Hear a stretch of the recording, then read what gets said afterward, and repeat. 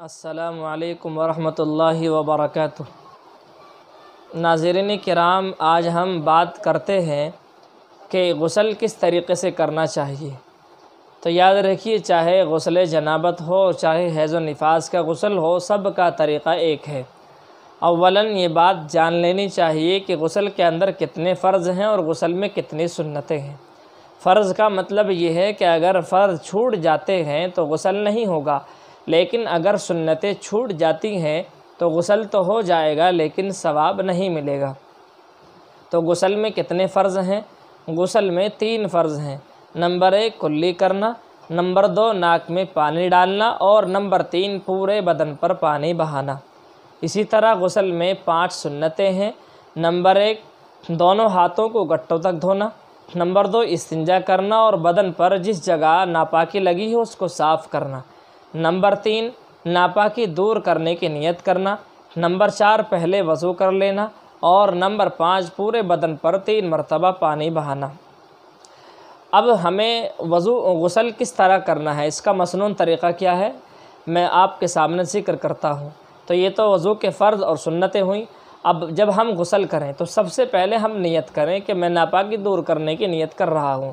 اس کے بعد اچھی طریقے سے ہاتھ دھوئیں، اور ہاتھ دھونے کے بعد استنجا کریں، اور اگر استنجے کی ضرورت نہیں ہے تو بدن پر جس جگہ ناپاکی لگی ہے اس کو صاف کریں۔ اس کے بعد ہم اچھی طریقے سے وضو کریں، اور وضو ایسے ہی کریں جیسے ہم نماز کے لیے کرتے ہیں۔ وضو کرنے کے بعد پھر ہم پورے بدن پر اچھی طریقے سے پانی کو ڈالیں اور رگڑ کر دھوئیں، یعنی بدن کا کوئی حصہ خشک یعنی سوکھا نہیں رہنا چاہیے، کیونکہ اگر تھوڑا سا بھی حصہ سوکھا رہ گیا تو ہمارا غسل نہیں ہوگا۔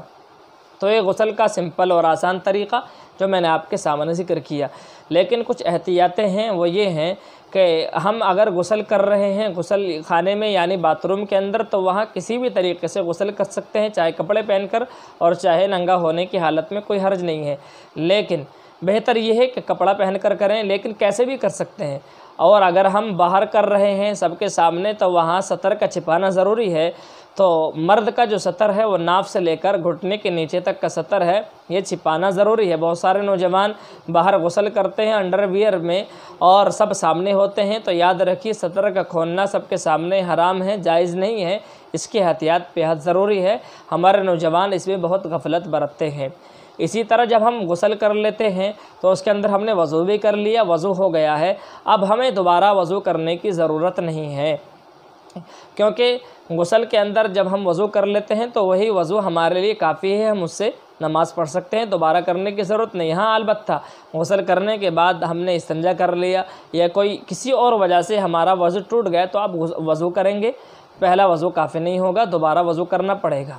لیکن اگر ہم نے غسل کیا اور اس کے بعد ہمارا وضو نہیں ٹوٹا تو دوبارہ وضو کرنے کی ضرورت نہیں ہے۔ یہ غسل کا جو مسنون طریقہ میں نے آپ کے سامنے ذکر کیا، بہت سمپل اور آسان طریقہ ہے۔ اللہ تعالی ہم سب کو عمل کرنے کی توفیق عطا فرمائے۔